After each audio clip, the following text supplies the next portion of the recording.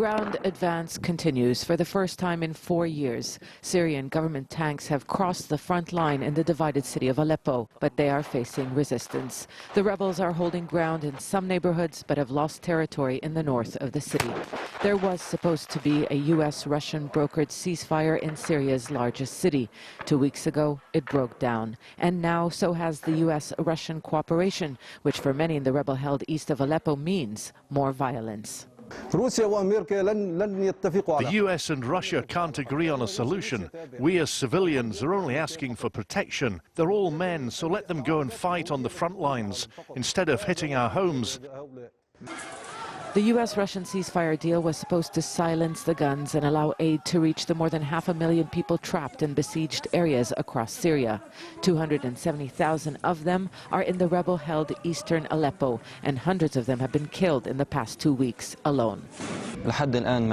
What is happening in Aleppo is that there are massacres every day, thousands of airstrikes.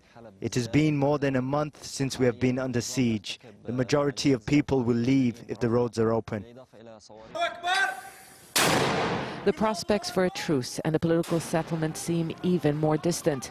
The latest ceasefire deal was not the first between the U.S. and Russia, and just like the previous ones, it only brought a few days of calm.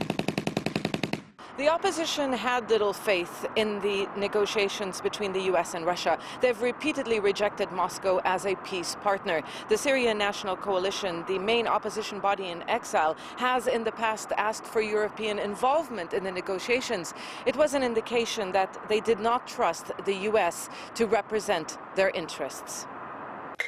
The opposition has long called for the creation of a no-fly zone or a safe zone for civilians, and they've always asked for weapons, particularly those that can challenge the government's supremacy in the skies.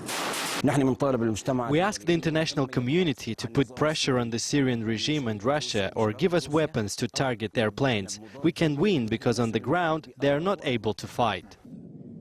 The Obama administration has ruled out providing air defense weapons because of concerns that they could end up in the wrong hands. It's not clear if this will change. But while announcing the suspension of talks with Russia, the State Department said U.S. Secretary of State John Kerry will be focusing on a diplomatic solution through what it called multilateral channels. For the time being, it seems diplomacy is the only option the Obama administration is ready to take.